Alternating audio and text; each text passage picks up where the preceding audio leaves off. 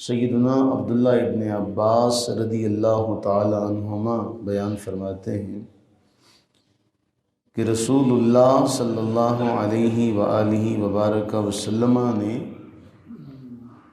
عادی شراب نوش جسے عادت ہو شراب پینے کی فرمایا ماتا جب وہ مرے گا لقی اللہ کعابد وثن وہ اللہ سے اس حال میں ملاقات کرے گا جیسے کوئی بت پرست ہوتا ہے، حالت ایمان میں حالت ایمان پر اس کا خاتمہ نہیں ہوگا، وہ اللہ سے یوں ملے گا جیسے کوئی بت پرست ہو، جیسے کوئی بت پرست ہو۔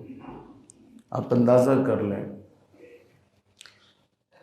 کہ رسول اللہ علیہ الصلوۃ والتسلیم نے فرمایا کل مسکر خمر و کل مسکر حرام، ہر نشہ آور چیز شراب ہے اور ہر نشہ آور شے حرام ہے۔ ہر نشہ آور چیز کیا ہے؟ شراب ہے، اور ہر نشہ آور شے حرام ہے۔ ان دو جملوں کے بعد ہر وہ شے جو انسان کی عقل کو زائل کرے اس کا استعمال حرام ہے، اس کا استعمال کیا ہے؟ حرام ہے۔ اور آج کے دور میں جدید طریقے آ چکے ہیں نشے کے، ہمارے تعلیمی ادارے بھی اس سے محفوظ نہیں رہ سکے، اور ان میں وہ نشہ آور اشیاء جن کا نام بھی ہمارے لوگ نہیں جانتے، وہ تمام ان میں استعمال ہو رہا ہے، کثرت کے ساتھ کیا جا رہا ہے۔ اور میں اخباری رپورٹس دیکھ رہا تھا کہ اخباری رپورٹ کے مطابق کہ پاکستان میں جو اسلامی جمہوریہ ہے، یہاں شراب کی اتنی مانگ ہے کہ وہ پوری نہیں کی جا سکتی۔ آپ اندازہ کریں تو پھر اللہ کا غضب نازل نہیں ہو تو اور کیا ہو؟ اللہ تعالیٰ ہم سب کو محفوظ فرمائے۔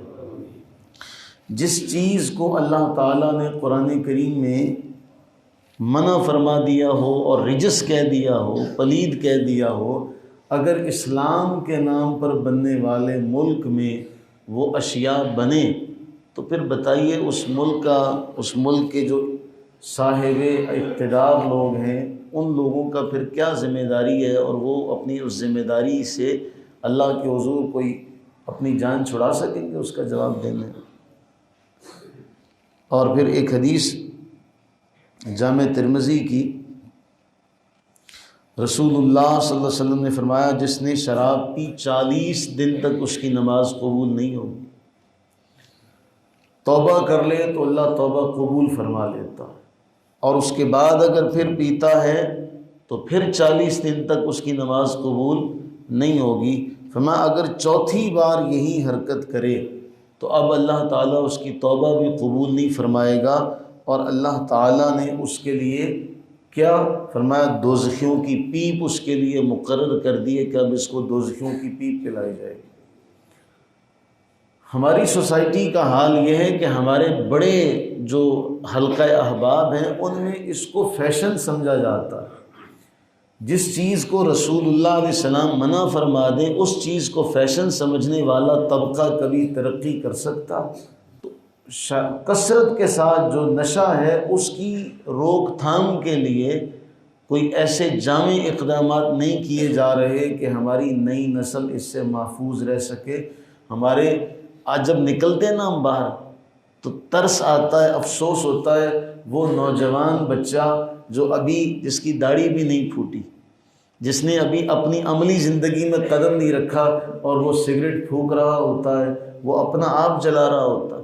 سیدنا عمر فاروق رضی اللہ تعالیٰ عنہ بار بار اللہ سے یہ عرض کرتے تھے کہ باری تعالیٰ ہمارے لیے شراب کا واضح طور پہ حکم نازل کر، واضح طور پہ حکم نازل کر۔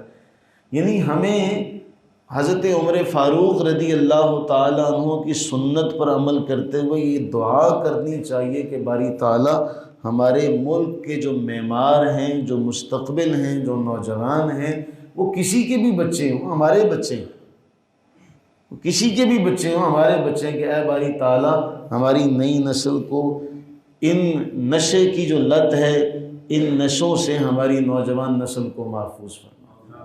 اور اس میں بچیوں کی تعداد بہت زیادہ ہے، وہ اخباری رپورٹ میں چھپا کہ تعداد تو ہے ہی ہے، لیکن اس میں پڑھے لکھے طبقے کی تعداد بہت زیادہ ہے۔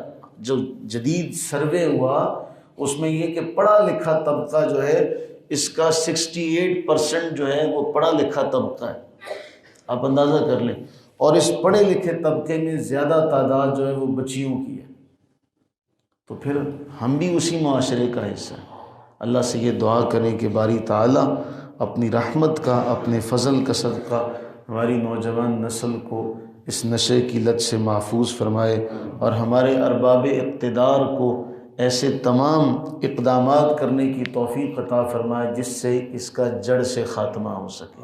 اللہ تعالی ہم سب پر اپنی رحمت برکت نازل فرمائے۔